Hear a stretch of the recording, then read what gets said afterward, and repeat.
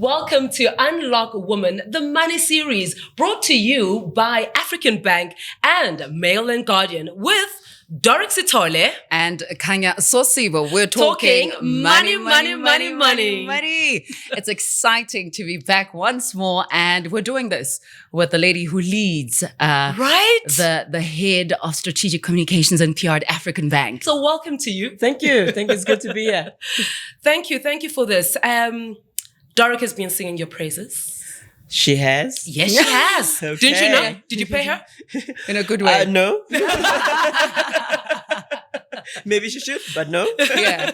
But I think also I feel so much better today because for once in my life, I've got someone who's got a deeper voice than both of us. Right? That's probably why she wanted me here. Yes, I understand now. I needed the therapy of just feeling a whole lot better. Okay. And so you take the cup, literally. It's all beginning to make sense. It makes sense now. Yeah.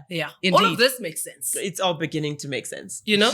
But talking about voices as well, just from an African Bank perspective, I think the one thing we'd like to say is the fact that you said yes to a worthy cause like this, unlocking the mindsets of women. And it's a conversation that is always ongoing. We don't want to do it only on Women's Month. I think it should be a conversation that should be happening every day, anytime, because the need will always be there. I don't think we can ever say we've arrived. And when we're talking about how we view money and how we view ourselves. So maybe just to start off our conversation, you could just highlight the involvement of African Bank and why you thought this would be a worthy project to be a part of as African Bank. You know, I think when it comes to women, there's always a lot that any one of us can do actually to try and uplift our women in society. There's a lot that still needs to be done. Women are one of those people that are always, I don't know if behind is the right word to be used, but maybe underestimated when it comes to a lot of issues. And sometimes we do also tend to fall victim to a lot of the stuff. So I think a lot of the more we sort of reiterate the notion of empowerment when it comes to women, I think the better, because I actually think that we do need the reassurance as women. And especially today, there's so many things that are happening. There's so many things that we juggle on a daily basis that I think sometimes people don't realize the weights that we carry on our shoulders as women, right? Of course, there is that cliche that, we're women, we are mothers, we're career women, we are breadwinners, we are, give birth to society. But a lot of that comes with tremendous pressure, on anybody that I can even think of at the moment. And I think I'm hoping actually that the series will enable us to sort of connect with a lot of women to be able to help them deal with a lot of these issues on a daily basis, to be able to maybe, if we are able to empower them and equip them with skills and, whatever it is that they need to do and use on a daily basis to be able to cope with what they need to. Sure, you've said a mouthful there, Mika. And I think when you speak about, the woman, right? There are points of connection for you as a woman, right? Which then brings me to, how's your relationship with the Randelas? Are you guys on speaking terms? Are you on speaking terms, or it's a complicated relationship? Entanglement. Is there silent treatment? That? You know what I mean, right? Entanglement.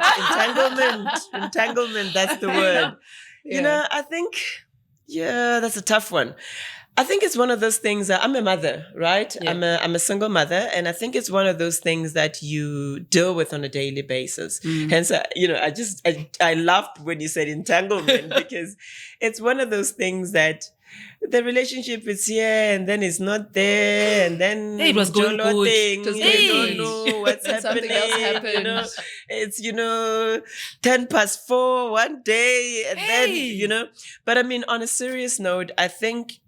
As women, going back to the, what I was mentioning earlier, there's so many things that we juggle on a daily basis. And especially for me, I mean, the only perspective that I can offer you is from a single mother perspective and a woman perspective, that there's so many things that we need to juggle on a daily basis. So when it comes to my relationship with money, it's always that of, especially lately, the economy is not doing so great, that we can all use the help. Yeah. We can all use the encouragement. We can all use the budgeting tools that are available out there. We can all use a change of perception in terms of what were you taught when you were growing up around money. How have you used your money? What has your relationship been like with money all along? And maybe it's about time that we even reevaluate some of those, do I even call it misconceptions? But the way in which we have been taught to manage money, because the world is changing on a daily basis. And even the family structure is changing on a daily basis, where we find ourselves having to manage quite a lot. So my relationship with money, I'd say it's one that we work on a daily basis. There's no, I can't do this today. You can't do that today. It's like, listen, whatever it is, we're in this together. We need to fix it. Yeah. That is my relationship with money. It's a marriage. Marriage, but it sounds like a solid relationship, because every day everybody's choosing everyone else, right? Yes. But we do it. We're doing You still this, choose money. You still choose money. You mentioned tools, and I think that was one thing that was very clear for Doric and I was, in these conversations, I think, as she mentioned there, that, this can't be conversations that I had just, for Women's Month, in March or in August. But these are conversations that are continuing and need to be had every single day.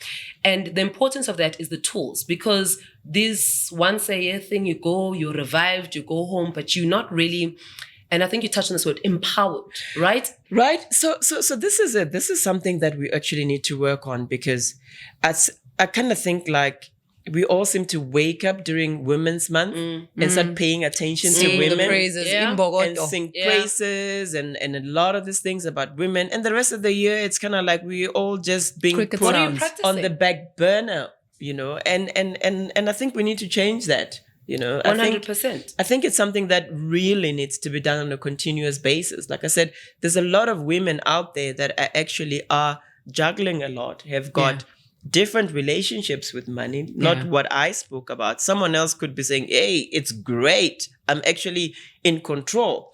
Another person could say, I'm drowning. Guys, I need help. But for us to come only during Women's Month and say, oh, we're here to help you. This is what we can do. What do I do? Where do I get that reassurance? Where do I get that push? Where do I get that, I'm not alone in this for the rest of the year? You know what I mean? And I think we need to change those type of things. No, 100%.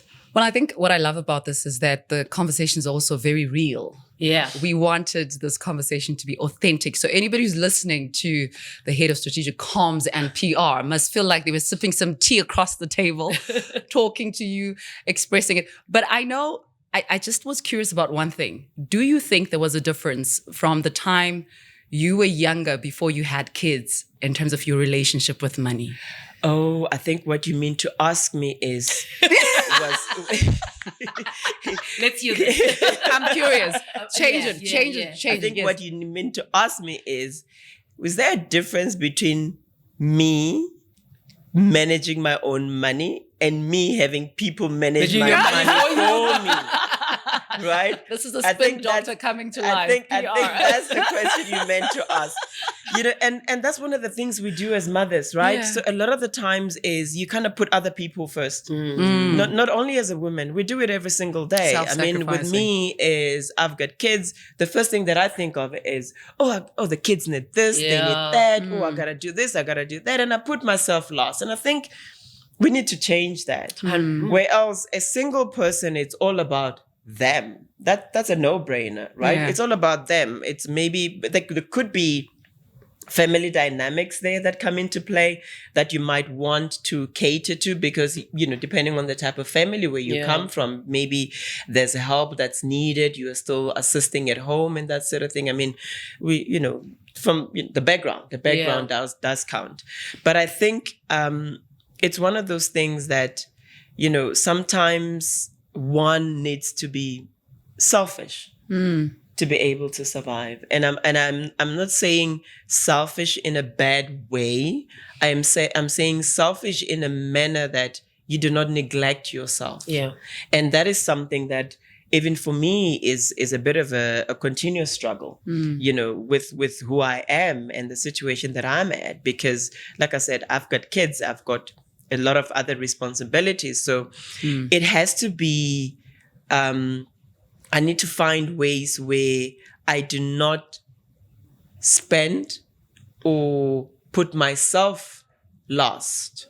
I always need to remember that, I'm also here. I also exist. And I also need to make sure that the money that I work hard for on a daily basis also works for me as well. Yeah.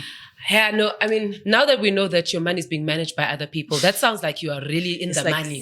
You've got people managing money for you. She's living the life. She's living the life. That feels so entitled to it. It's unbelievable. It's like they're so entitled. It's like whenever they see me, it's like, I want this, and I want that, and I want that. And yeah. And just now, so anything in your lifetime thus far, from whether you were young or whenever you can recall to your connection with money, that, there was an uncle always gave you a 50 rand or whatever, till this very moment. If there are two things, right, that you can say, one, for somebody who is in a negative space or not so great space with money, that you can share with them, and the other, something, from a positive perspective that you can share with them. Across, it could be something that you live by now, or something that happened once and you're like, I learned and this is what I carry. What could that be? I think, it's a bit different, because I've always been an independent spirit. I've always been a very independent person. And I remember even growing up, even when I was, when growing up, it's like, I need to go to school, I need to study, I need to get a job so I can be able to afford all the things that I want.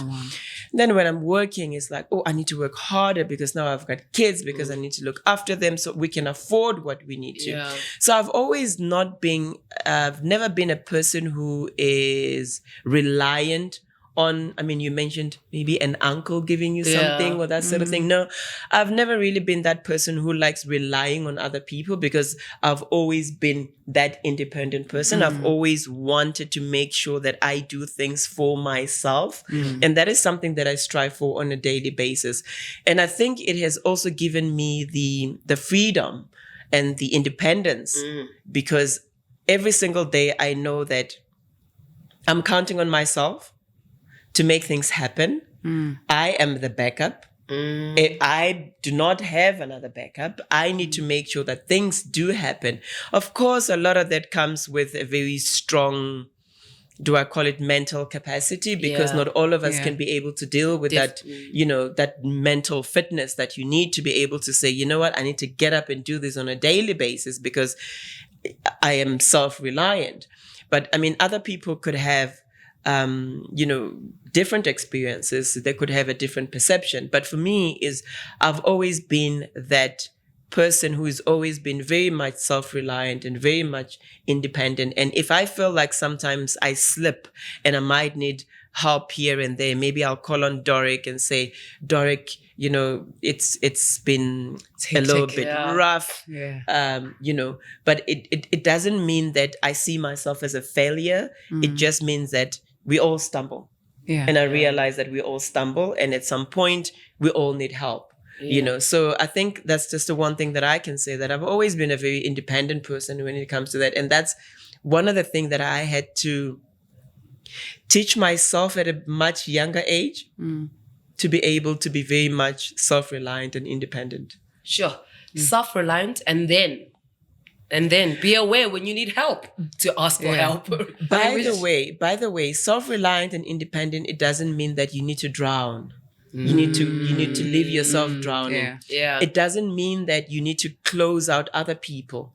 Or it doesn't mean that you cannot ask for help. Yeah. It doesn't mean that you need to push people away when you need help. Yeah. It just means that you know yourself enough to be able to stand in your own power, so that even when you need help, it doesn't mean that you are a less of a person because you need assistance here and there. Yeah. You know, you can still maintain your independence.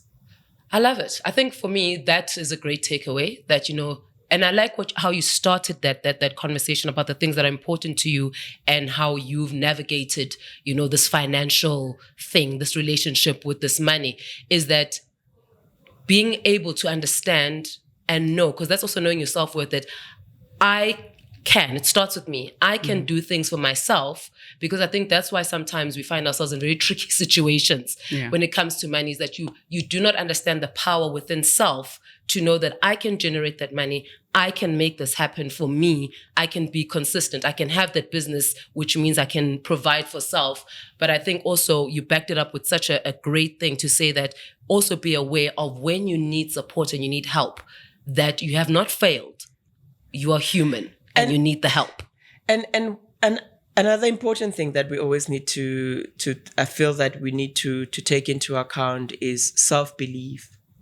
A lot of people can I bring in audacity to believe? Oh yes, madam. Please. Oh, yes. We were going to close off there anyway. So sometimes you might find that I do have the tools, I've got the skills, but I might lack in self-belief. A lot of people do not believe in themselves to be able to make things happen for themselves. And that's something that needs to be cultivated a lot more. Yeah. If we can get people to have that audacity to believe, to know that whatever it is that I strive for or what I dream to achieve is possible. I just need to put the mindset and the muscle behind it to be able to make sure that it does happen. And sometimes it doesn't mean that you need to walk the journey alone. It just means that, you can get help here and there, but you have that belief in you that whatever it is that I need to happen will eventually happen. If it means that I need to call on Doric to be able to fulfill my dream, let me call Derek to fulfill my dream. If I need to call on yourself to be able to help me walk this journey until I fulfill that dream. But I can do that without feeling shameful about it. What a beautiful way to land some gems for us. Yes. And there you have it. The head of strategic communications and PR, laying the foundation for us right here on the Unlock Women Money series. And we definitely need it. I think actually behind all of this, there's a coach, because you've touched on so many waiting things. To happen. A coach waiting to happen. Because if you're wondering what else is going to be going on with this podcast, we're also going to be tapping into the inner being, your core. How do we deal with the belief system, your mindset? Do you really understand that abundance is yours? And that mentality actually has an impact on how we view money and how we go out to get the bag. And that's the foundation of it all. That's the foundation, because once you know that the relationship is either good or bad, healthy or unhealthy, then you know the moves that you need to make. And I love that, the audacity to believe, because once you have the audacity to believe in something, then you've taken responsibility, you know where you are, you've taken accountability, you've got the vision, and then you do the work in between. And a lot of that starts with self-awareness. I always say that it's important to know who you are, so that you can know what it is that you need to be doing to move forward, and you can know what to fix. So if you can start with self-awareness, I think it will assist in terms of achieving whatever money dreams you might have. Drops mic. Listen, I'm in Bora Bora right now. That's where my audacity is taking me. Vision it. You'll be there. Yes, indeed. A big thank you once again for giving us the time. Thank you for believing in this project and allowing us the audacity to believe. In partnering with us here. So, Derek, what do we say? Well, what we're saying to you also, obviously, because you're also an audacious woman, we're closing this off in an audacious way. Yes. And also saying we're done right here on Unlock Women, the Money series with Kanya Sosibo. And Dorek Sitole, brought to you by African Bank and Mail and Guardian. Saying goodbye to our guest, the head of strategic communications and PR, Mikateko Chauke. Cheers. Ciao.